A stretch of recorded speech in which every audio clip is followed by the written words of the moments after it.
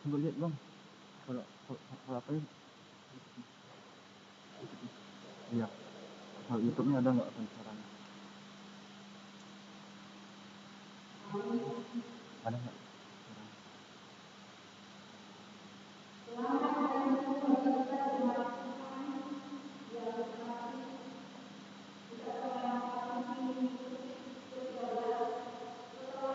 Anjing. Kok ada sih yang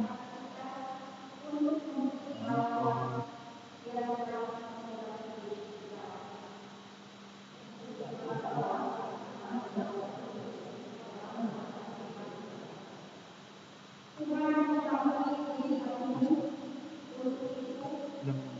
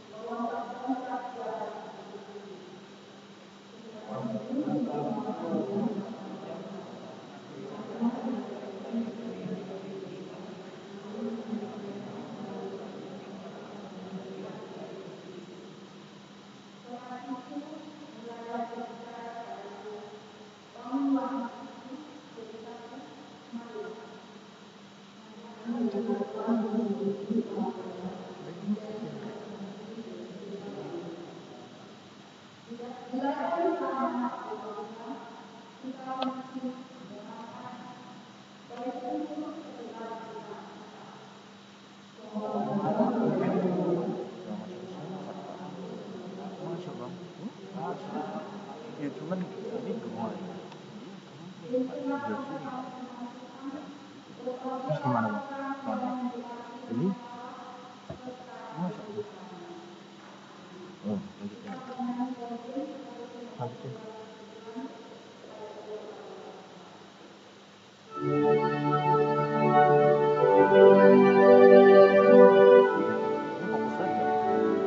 Fokus aja.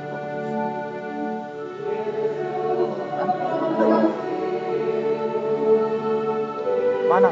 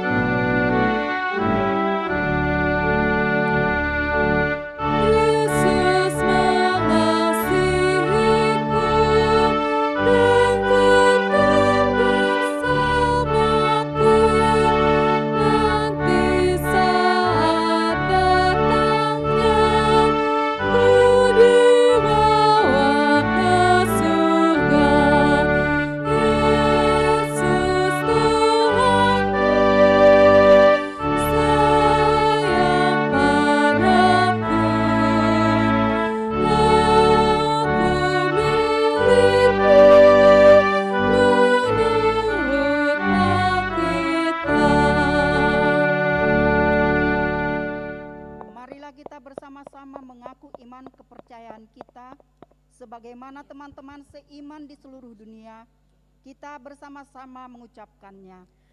Aku percaya kepada Allah Bapa yang Maha Kuasa, Khalik langit dan bumi. Aku percaya kepada Yesus Kristus, Anaknya yang tunggal Tuhan kita, yang dikandung daripada Roh Kudus, lahir dari anak darah Maria, yang menderita sengsara di bawah pemerintahan Pontius Pilatus, disalibkan, mati dan dikuburkan, yang turun ke dalam kerajaan maut, pada hari yang ketiga bangkit pula dari antara orang mati, naik ke surga, duduk di sebelah kanan Allah Bapa yang Maha Kuasa. Dari sana akan datang kelak untuk menghakimi orang yang hidup dan yang mati. Aku percaya kepada Roh Kudus dan adanya satu gereja yang kudus, persekutuan orang kudus, pengampunan dosa, kebangkitan daging, dan hidup yang kekal. Amin. Amin.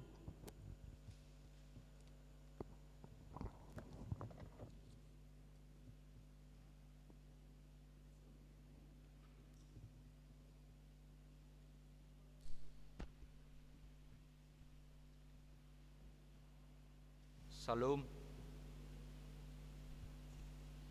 Warta Jemaat Minggu 29 Agustus 2021. 1 Romawi. Nama Minggu. Hari ini Minggu 29 Agustus 2021 adalah minggu ke-13 setelah Trinitatis. Topik minggu ini adalah Tuhan mengetahui isi hatimu. 2 Romawi. Pelayan ibadah kebaktian live streaming. Pelayan ibadah live streaming hari ini Minggu 29 Agustus 2021 dapat dilihat dalam warta. 3 Romawi. Berita dan pengumuman.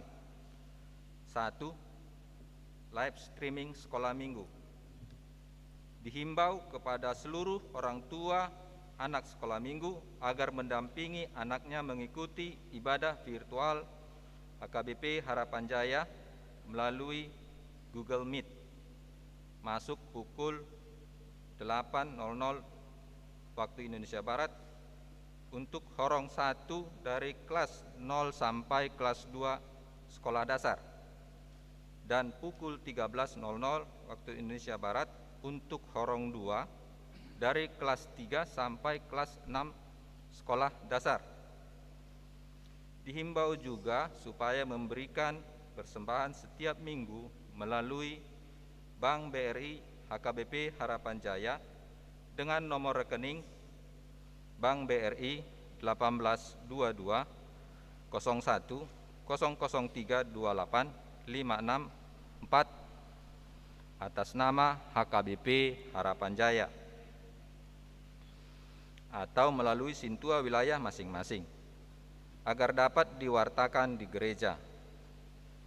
Kita memberikan persembahan yang terbaik bagi nama Tuhan. Tuhan Yesus memberkati. 2. Ibadah tatap muka.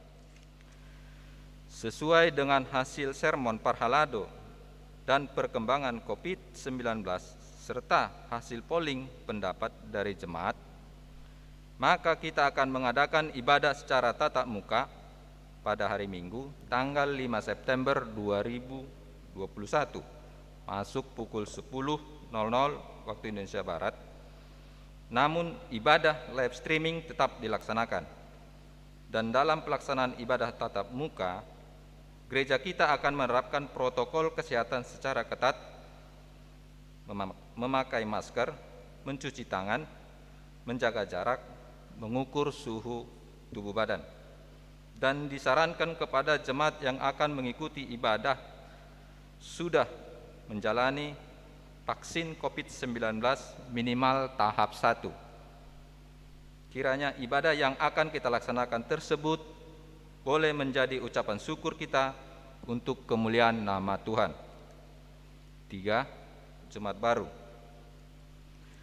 Mulai hari Minggu ini 29 Agustus 2021 telah diterima menjadi anggota jemaat kita, yaitu keluarga Bapak Sandi Boy Hasudungan Sirait, Ibu Landoria Yolanda Astri Boruna Pitupulu, alamat Mutiara Gading City, Blok F8, nomor 20, Bekasi, wilayah Yerusalem.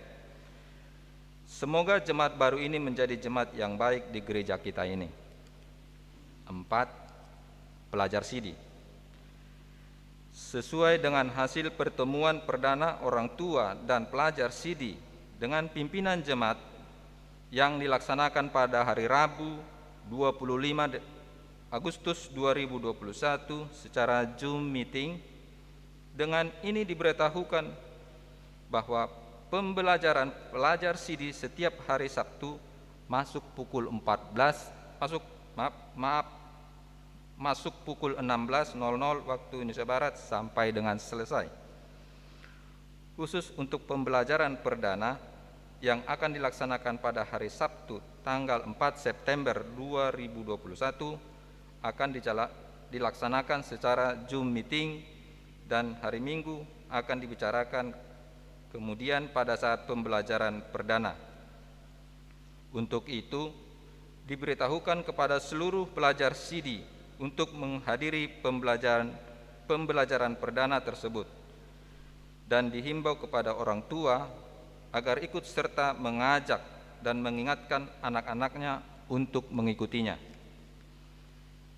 5. Ucapan terima kasih. Pada hari 22 Agustus 2021 pukul 18.00 waktu Indonesia Barat telah dilakukan pertemuan antara pimpinan jemaat dan BPH Panitia Pembangunan, Ketua, Wakil Ketua, Sekretaris, dan Bendahara, periode tahun 2017 sampai tahun 2021. Dari hasil pertemuan tersebut, pimpinan jemaat sangat mengapresiasi atas tugas pelayanan yang sudah dilaksanakan oleh Kepanitiaan Pembangunan dengan hasil yang sangat baik. Untuk itu, pimpinan jemaat dan BPH Panitia Pembangunan mengucapkan banyak terima kasih kepada semua jemaat yang telah memberikan partisipasinya baik dalam doa, pikiran, tenaga, dan materi, sehingga pembangunan dapat berjalan dengan baik. Dan pimpinan jemaat dengan ini menyatakan bahwa Kepanitiaan Pembangunan periode tahun 2017 sampai tahun 2021 telah berakhir, dan segala bentuk laporan pertanggungjawaban sudah dapat diterima dengan baik. Kiranya kasih karunia Tuhan Yesus senantiasa memberkati kita semuanya. 6. Lomba Khotbah Tingkat Distrik 19 Bekasi. Dalam rangka Tahun Pemberdayaan tahun 2021, Distrik 19 Bekasi telah mengadakan serangkaian kegiatan yang salah satunya adalah lomba berkhotbah yang kategorinya pesertanya adalah dari jemaat. Dalam perlombaan tersebut, HKBP Harapan Jaya, Resort Harapan Jaya mengutus Nyonya S. Simbolon, Nyonya Marlina Paulina Borunaibaho sebagai perwakilan. Puji dan syukur kita sampaikan kepada Tuhan Yesus bahwa dalam lomba tersebut perwakilan HKBP Harapan Jaya mendapat juara pertama. Atas prestasi tersebut, panitia memberikan hadiah berupa trofi dan uang sebesar Rp2.500.000. Sebagai ucapan syukur, Nyonya S. Simbolon, Yeni Marlina Paulina Borunaibaho menyerahkan trofi untuk disimpan di gereja kita, dan uang sebesar Rp1 juta untuk gereja dan Rp500.000 untuk seksi perempuan.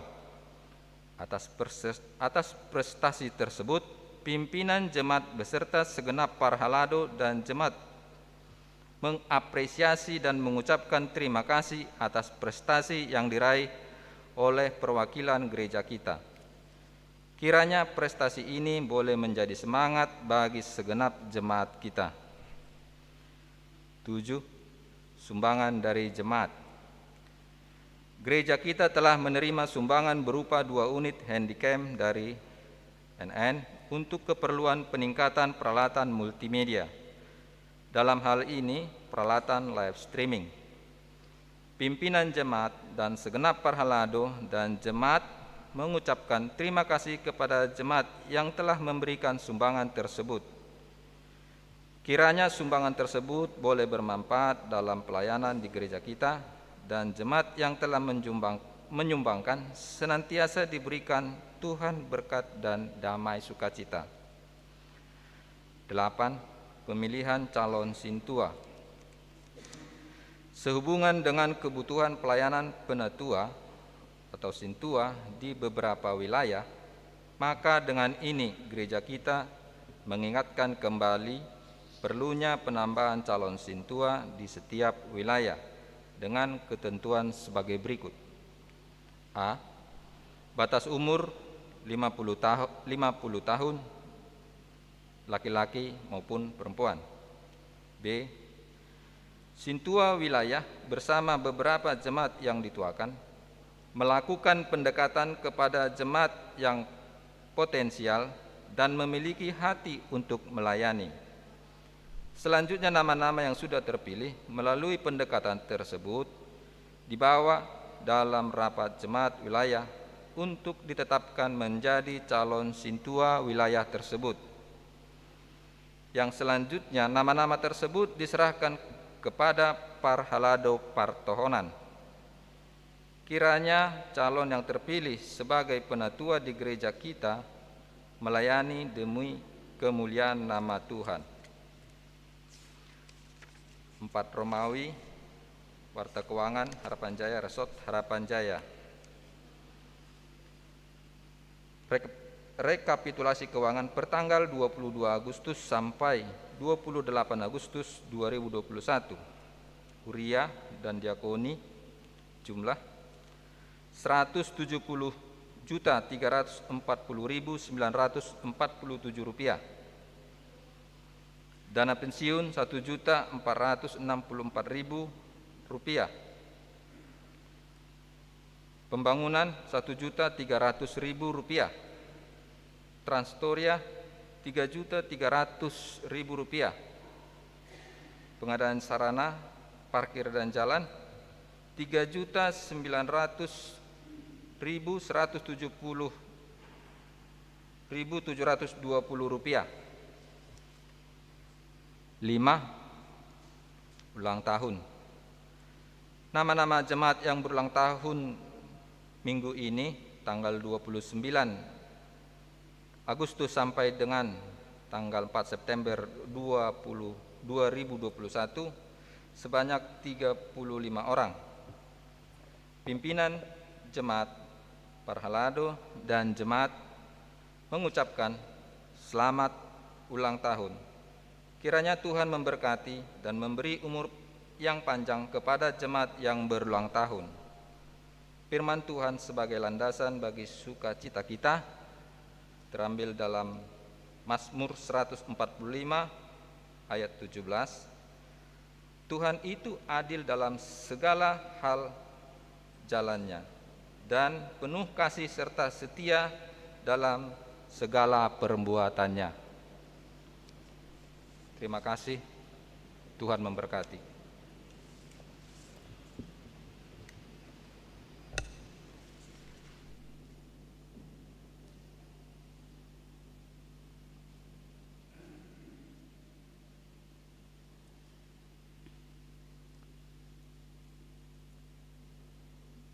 Kita bernyanyi dari BNHKPP 253 ayat 1 sampai dengan ayat 2. Thank you.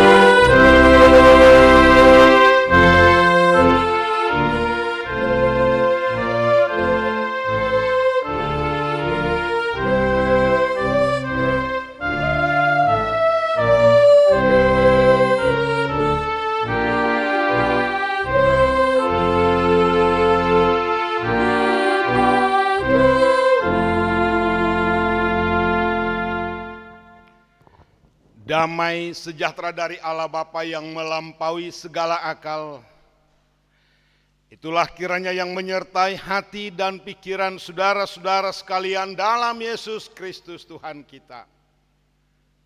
Amin. Shalom jemaat yang kekasih dalam Yesus Kristus, selamat hari Minggu. Firman Tuhan pada minggu ke-13 sesudah Trinitatis ini dari Injil Markus pasal 7 ayat 17 sampai ayat 23. Sesudah ia masuk ke sebuah rumah untuk menyingkir dari orang banyak, murid-muridnya bertanya kepadanya tentang arti perumpamaan itu. Maka jawabnya, apakah kamu juga tidak dapat memahaminya? Tidak tahukah kamu bahwa segala sesuatu dari luar yang masuk ke dalam seseorang tidak dapat menajiskannya? Karena bukan masuk ke dalam hati tetapi ke dalam perutnya, lalu dibuang di jamban. Dengan demikian ia menyatakan semua makanan halal. Katanya lagi, apa yang keluar dari seseorang itulah yang menajiskannya. Sebab dari dalam, dari hati orang timbul segala pikiran jahat, percabulan, pencurian, pembunuhan, perzinahan, keserakahan, kejahatan, kelicikan, hawa nafsu, iri hati, hujat, kesombongan, kebebalan. Semua hal-hal jahat ini timbul dari dalam dan menajiskan orang. Saudara-saudari yang kekasih dalam Yesus Kristus, di awal Tuhan memberikan 10 hukum Taurat itu adalah untuk menjaga supaya hubungan manusia terhadap Tuhan tetap terpelihara dengan baik. Kasih Tuhan kepada kasih manusia kepada Tuhan Allah, hukum Taurat pertama sampai keempat, dengan sungguh-sungguh segenap hati, jiwa, pikiran dan kekuatan. Hukum Taurat ke-5 sampai ke-10 sama nilainya, mengasihi sesama manusia seperti diri sendiri. Juga dengan segenap hati, pikiran, jiwa dan kekuatan. Tetapi dalam perkembangan seiring perjalanan waktu dalam prakteknya, tadinya memang bagus, ada juknis, petunjuk teknis, ada penjabaran dari 10 hukum Taurat ini. Hukum Taurat pertama dijabarkan dalam kehidupan sehari-hari supaya mudah dimengerti. Demikian juga hukum Taurat kedua sampai ke-10 ada penjabarannya. Tetapi yang menjadi masalah, sebentar-sebentar adakan rapat keputusan ini maklumat, sehingga bertambah. Akhirnya sampai kepada zaman Yesus ini ada 631 diktum, pasal-pasal yang mengatur dalam pelaksanaan hukum Taurat ini. Misalnya tentang hari Sabat. Pada mulanya sih baik, supaya orang sungguh-sungguh membuat hari Minggu itu hari yang kudus. Tetapi peraturan demi peraturan yang dibuat oleh manusia, yang dibuat oleh pemimpin-pemimpin agama menjadi satu jerat, menjadi satu kuk. Misalnya, tidak boleh menyembuhkan orang sakit separah apapun penyakitnya pada hari Sabat. Tetapi pernah kalau ada domba atau lembu hewan piaraan yang jatuh ke lubang itu bisa ditolong, tetapi kepada manusia tidak. Ini sudah timpang. Akibat dari penjabaran dengan penafsiran otak logika daripada manusia, sehingga subjeknya yang menentukan baik tidaknya suci atau berdosa menjadi manusia itu sendiri yang membuat keputusan. Karena setiap saat peraturan-peraturan baru muncul, termasuk dalam nats ini. Sebelum nats ini, orang Yahudi, ahli-ahli Taurat, kaum Farisi sudah berusaha mencari celah, kesalahan, jebakan di mana Yesus atau murid-muridnya melakukan satu kesalahan, maka dia harus dihadapkan kepada pengadilan, dia harus dihukum. Nah, suatu hari orang Farisi, ahli-ahli Taurat melihat murid-murid Yesus makan tanpa membasuh tangan lebih dahulu. Mereka catat itu. Memang gampang sekali melihat kelemahan, kesalahan orang lain. Bukankah sering kita juga hanya tahu melihat kesalahan, hanya tahu menilai orang lain saja, tanpa melihat bagaimana sebenarnya kita di hadapan Tuhan dan di hadapan sesama. Kalau perbuatan, sikap seseorang tidak benar menurut kita, jadi ego kita, diri kita yang menjadi penilai, maka kita berhak membencinya seakan-akan begitu. Berhak menjudge-nya, menyatakan dia sudah salah. Itulah yang terjadi. Dan kasus ini diperhadapkan kepada Yesus untuk menjebak lagi di mana murid-murid sudah salah. Harapan mereka bahwa Yesus akan minta maaf. Harapan mereka bahwa Yesus akan malu karena tingkah laku murid-murid yang makan tanpa membasuh tangan lebih dahulu. Seakan-akan baik, tapi ini menjadi satu.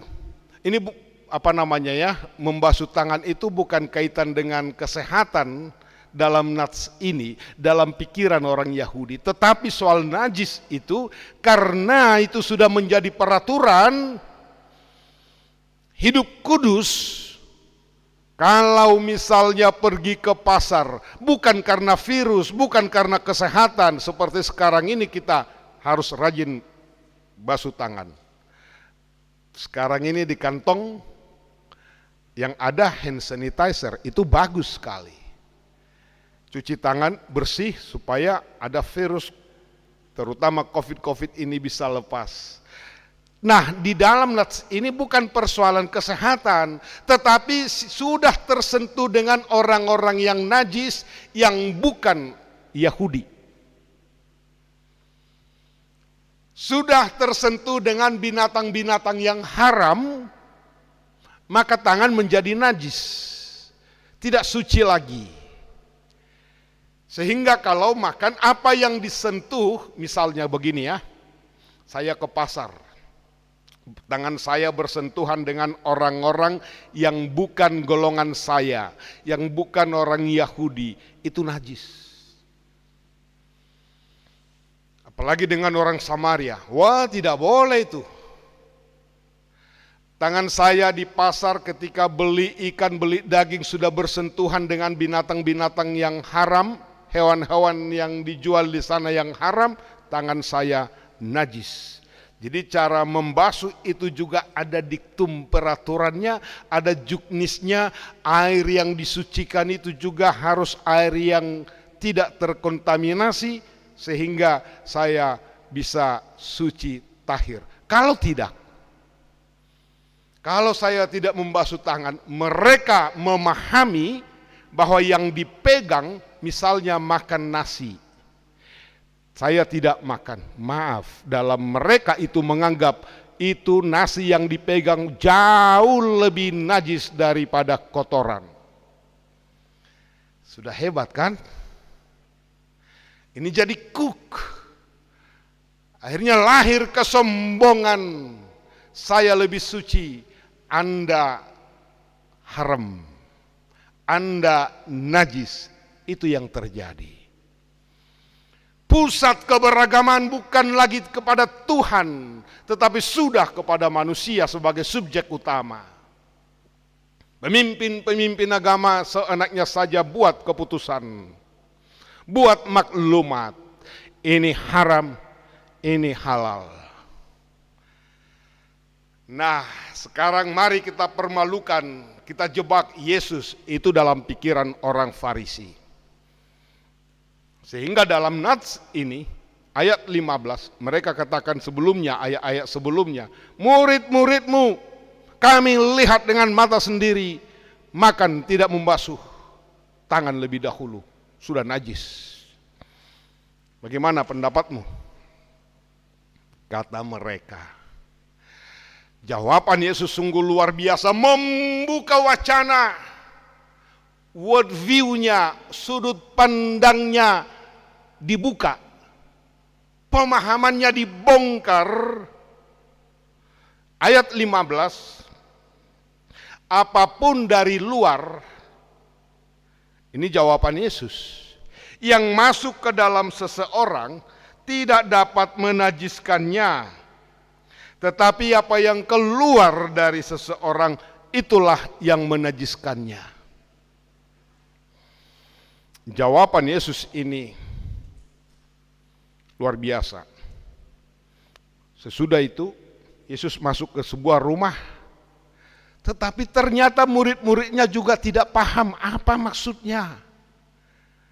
Sebenarnya sederhana jawaban Tuhan itu, yang masuk ke dalam mulut, apakah makanan-makanan dari manapun. Ayat berapa tadi? 19b, ia mau menyatakan semua makanan halal.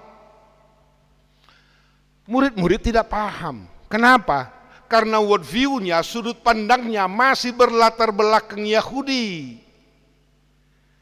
Mereka masih memahami ada makanan yang haram, ada yang halal, ada yang suci, ada yang najis, ada yang boleh, ada yang tidak boleh sama sekali. Kalau dilanggar, dosa.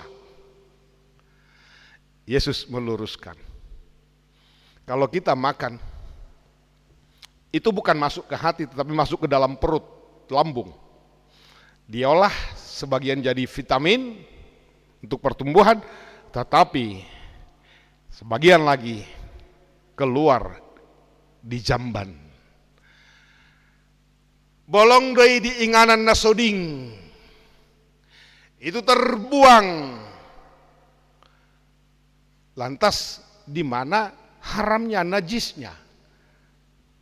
Kata Yesus, tetapi yang membuat Anda jadi najis adalah yang keluar dari mulut. Lagi-lagi murid-murid ini belum paham. Maka jawab Yesus ayat 18, apakah kamu juga tidak dapat memahaminya? Ini pertanyaan buat kita juga sekarang ini. Di zaman sekarang banyak sekali, kita tidak bicara dengan agama lain ya. Agama kita, agama Kristen juga banyak sekali. Ribut, sampai bersoal, sampai terjadi perdebatan, bahkan benci-membenci, tidak boleh makan ini, tidak boleh ini, ulos haram, tidak boleh makan gota, dan lain-lain sebagainya, ada banyak sekali. Kalau demi kesehatan, ya silakan. Kalau Anda tidak makan berdua demi kesehatan, ya bagus. Kalau Anda tidak makan udang karena alergi, ya bagus, jangan dihakimi. Tetapi jangan juga kita menyatakan ini haram, ini halal. Cek diri kita. Luar biasa sekali. Yesus katakan, sebab dari dalam, dari hati orang timbul segala pikiran jahat. Dijabarkan ada 13 jenis, ada 13 pikiran-pikiran jahat. Buah dari kejahatan itu bukan 13 dalam bentuk tunggal, tetapi bentuk jamak. Artinya bentuk jamak ini misalnya pikiran jahat, percabulan, pencurian, keserakahan, kelicikan hawa nafsu, ini banyak lagi dijubarkan. Artinya hati ini menjadi sentralnya. Maka hati-hati dengan hati. Ini world view-nya. Hati yang di dalam ini yang mengatur. Dari sini akan diproduksi oleh pikiran. Suasana hati ini sangat menentukan sekali dengan tindakan saudara. Tadok majodah, molodidok mania ati-ateku. Haci ati-ateku. Soal perasaan ya. Patah hatiku.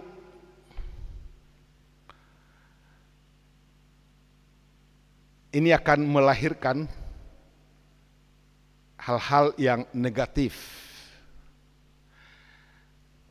Molo ngago lapak kilalan, karena pusatnya adalah hati. Molo nunga mania maheu, malengleng, nagudang kata batak taringok tu hati. Malengleng, aduh PTH. Madele ate-ateon, magopu, maniak, akadia dope na taringok tu ate-ate na jujut tahilala. Ahinang, maheu, madesu masa depan suram. Ya banyak soal hati. Dan ini sangat menentukan sekali suasana hati kita. Ini akan dikirim ke pikiran itu, dan di pikiran ini akan diproduksi sesuai dengan suasana hati itu. Nah, kalau misalnya hati yang gembira adalah obat, betul.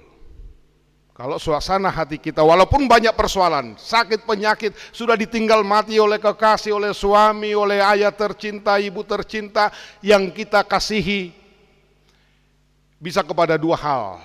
Iblis bisa memakai suasana hati ini supaya kita maderse, supaya kita maheu, supaya hati kita malengleng, supaya hati kita memang patah. Akhirnya tindakan, ya malengleng lah.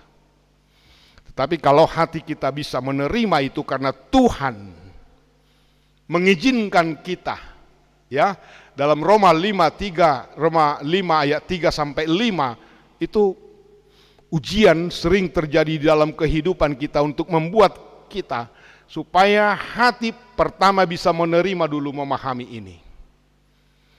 Yang kedua, mensyukuri bila memang ada, Tuhan izinkan kita menghadapi persoalan-persoalan, pencobaan-pencobaan, karena Tuhan tidak memberikan pencobaan lebih daripada kekuatanmu sendiri. Yakini itu, karena ada Tuhan bersamamu.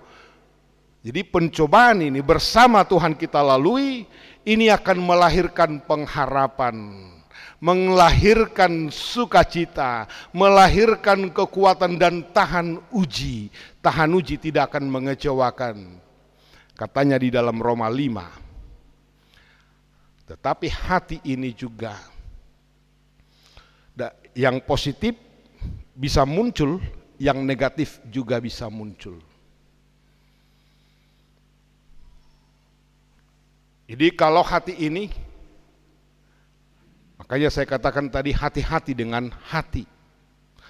Hati kita itu rohatai, bisa masuk katarak-katarak. Tetapi sekaligus juga harus kita perhatikan karena itu juga adalah sumber untuk keluar yang baik.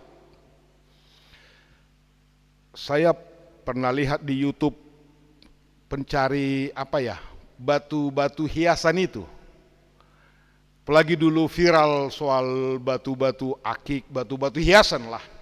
Ternyata itu kan digali dari batu-batu yang puluhan atau ratusan tahun yang lalu. Ketika diambil batu ini, jelek. Karena ada banyak lapisan-lapisan yang sudah membungkus batu yang di dalam. Supaya nampak keindahan batu ini, kecantikannya, maka batu-batu yang di luar ini harus dikikis. Lama sekali, capek mengikisnya itu, dikikis, akhirnya muncul yang asli, keluar yang indah, memancar. Hati kita juga, Tuhan ciptakan, berikan kepada kita hati yang marsinodang. Tetapi sinodak tai, cahaya kita itu sering sekali terbungkus dengan duka lah, dengan kebencian lah, hosom, syirik, macam-macam pikiran-pikiran kotor, sehingga cahaya daripada hati itu tidak muncul. Ini harus dikikis. Bagaimana cara mengikisnya? Satu jalan. Kalau saya pakai 2 minggu yang lalu dengan peragaan, membersihkan diri, ya memang firman Tuhan ini, dia mampu menembus risi relung-relung hati kita. Dia mampu menembus supaya kita mengecek keadaan hati kita. Firman Tuhan itu adalah pelita bagi hati. Hanya Tuhan meminta kekuatan sehingga ini akan terkikis.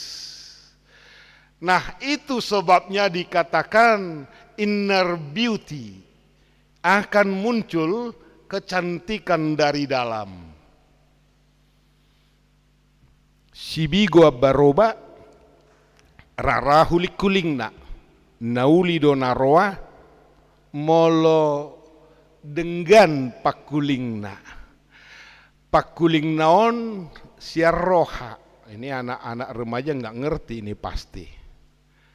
Inner beauty menentukan cara kita berpikir. Inner beauty yang sudah dibersihkan oleh firman Tuhan akan terpancar kebaikan. Walaupun casing jelek, walaupun kita merasa tidak tampan, tidak ada nanti gadis yang mau sama saya, jangan. Atau merasa kita kurang, anak-anak gadis merasa bodinya tidak selangsing adiknya yang lain, jangan. Atau hidungnya sangat pesek dirasakan, kemudian dia MC, tidak. Kecantikan hati mulai yang menentukan. Karena itu bisa luntur semua, tetapi kecantikan hati ini yang memancarkan kasih. Kasih itu dalam 1 Korintus 13 yang dari Tuhan agape itu abadi. Aladima anda berjuap paru maiki. Dak pola banggana tua-tua molo baga paru mainna secara casing. Tidak ada itu, hanya sementara. Ketika baru pesta misalnya, baga du parumek kiai sudietong, anting-antingnya, korunga, dak songos sesangge-sangge bebain, hafal-hafal asa songonda bagak, dak salai. Tetapi yang mau kita perlihatkan adalah inner beauty-nya. Unak terhirip paduan. Alaulini behim soi nama alerwani pangalahom macam mamuse. Tapi kalau inner beauty ini akan memancar. Kasih itu akan memancar. Inner beauty itu jugalah yang membuat kita kuat. Ketika ada persoalan, Inner beauty itulah yang memampukan kita sehingga hati kita senantiasa bersyukur dalam keadaan apapun. Tidak sembarang menjudge, menyalahkan orang. Dan semua orang akan menyenangi. Itu sebabnya dikatakan dalam Roma 14 ayat 17 itu, sebab kerajaan Allah bukanlah soal makanan dan minuman, bukan. Tetapi soal kebenaran dan damai sejahtera. Itu yang dikehendaki oleh Tuhan dan sesama. Maka mari kita merawat hati. Kikis. Orang tua juga angabakokwe nasai muruki, tidak bisa dikikis. Batu yang sudah umurnya ratusan tahun bisa dikikis. Dan adong bakko. Saya manunggahi dengan doi sukun parumainnya disukun batu mangamu atau gasa-gasaon. Bisa dikikis, terpancar dia. Kekuatan itu, cahaya itu. Kita ini anak-anak Tuhan, supaya mari kita memiliki hati seorang hamba, hati seperti Yesus, sehingga orang lain juga akan senang melihat kita karena terpancar kebaikan tanpa dendam, tanpa kebencian. Senang membantu, senang memberikan yang terbaik. Keluarkan energi positif dari hati ini. Amin. Terima kasih untuk firman-Mu Tuhan, yang mengajar kami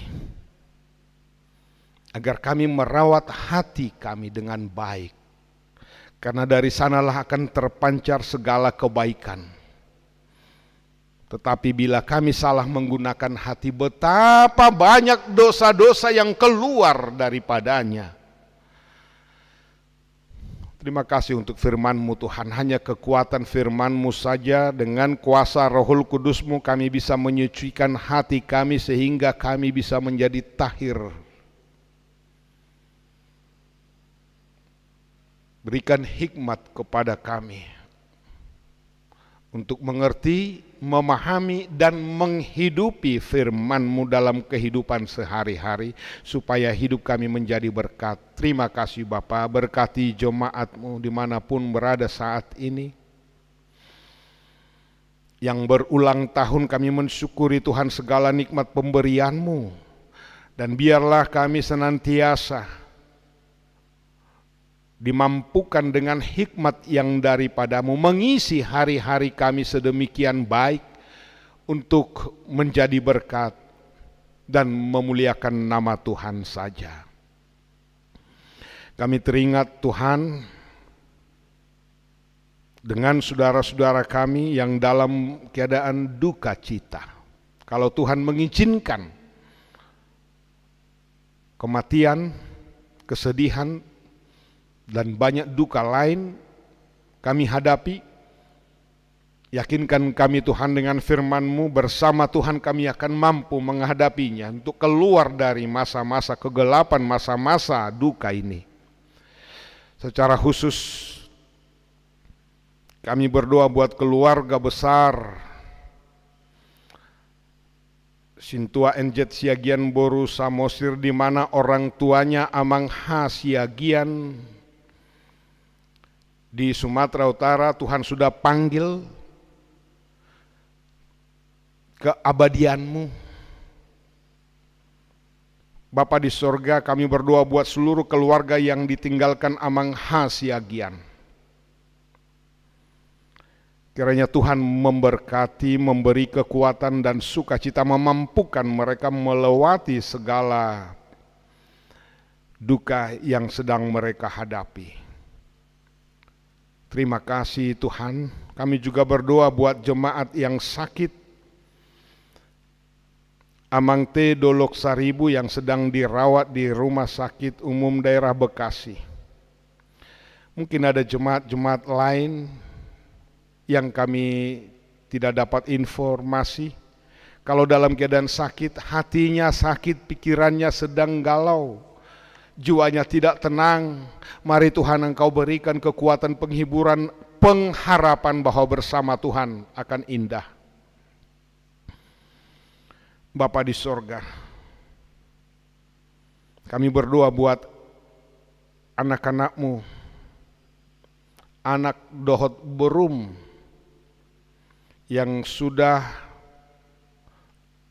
berumur, yang belum memperoleh jodohnya.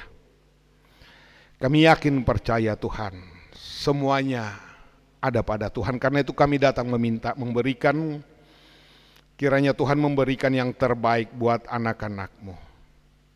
Terima kasih Tuhan. Dengarlah doa kami ini. Dalam Yesus Kristus Tuhan kami. Amin.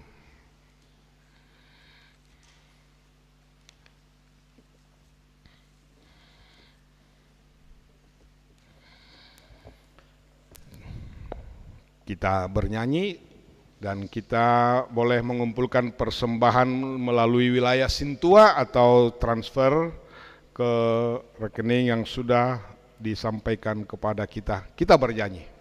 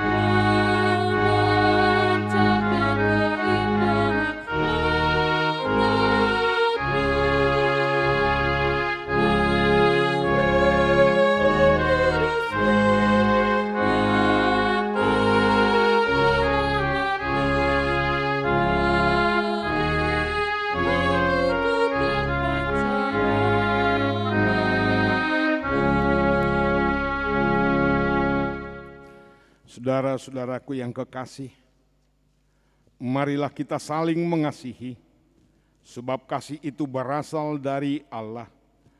Dan setiap orang yang mengasihi lahir dari Allah dan mengenal Allah. Marilah kita melakukannya dengan pengharapan yang hidup, membuahkan kasih kepada Allah dan kepada segenap manusia. Untuk itu marilah kita hidup dalam kasih. Karena kasih Allah sudah nyata melalui Yesus Kristus dan Roh Kudus di tengah dunia ini dan di tengah kehidupan kita masing-masing. Terima dan syukurilah itu. Marilah kita berdoa untuk menyerahkan persembahan kita kepada Tuhan. Ya Allah Bapa kami yang di sorga, kami mengaku bahwa Tuhan adalah sumber dari segala karunia yang melimpah dalam kehidupan kami masing-masing. Sebahagian daripada karunia itu kami serahkan kembali sebagai persembahan kepada Tuhan. Terima dan berkatilah persembahan umat-Mu ini, agar dapat kami pergunakan untuk pekerjaan dan pelayanan kerajaan Tuhan di dunia ini. Bukalah hati kami untuk mengenal betapa banyak berkat dan karunia yang kami peroleh dari Tuhan, supaya kami senantiasa bersyukur kepada-Mu di dalam nama Yesus Kristus Tuhan kami. Amin.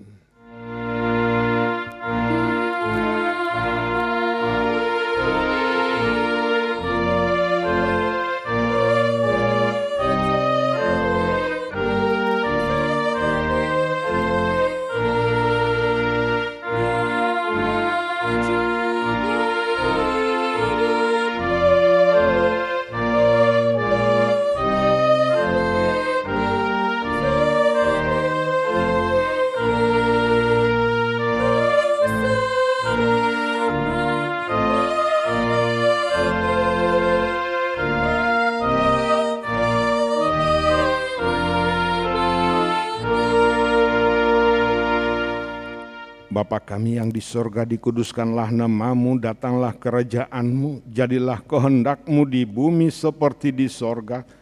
Berikanlah kami pada hari ini makanan kami yang secukupnya, dan ampunilah kami akan kesalahan kami, seperti kami juga telah mengampuni orang yang bersalah kepada kami. Dan janganlah membawa kami ke dalam pencobaan, tetapi lepaskanlah kami daripada yang jahat.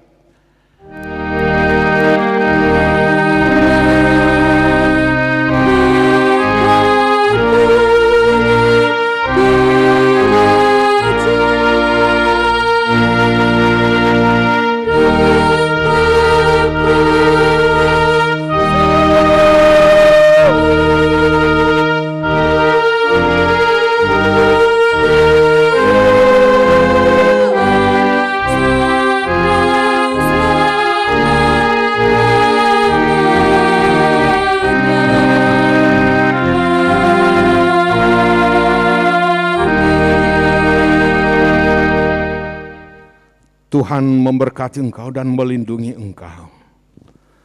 Tuhan menyinari engkau dengan wajah-Nya dan memberi engkau kasih karunia. Tuhan menghadapkan wajah-Nya kepadamu dan memberi engkau damai sejahtera.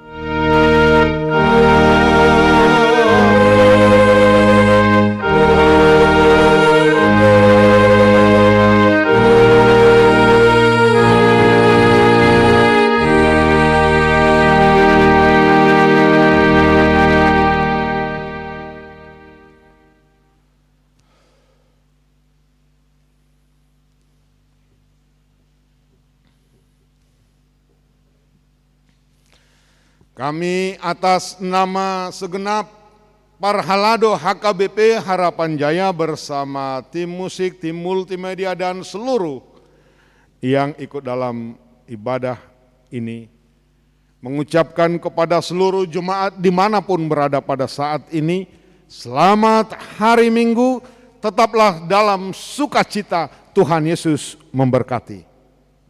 Salam.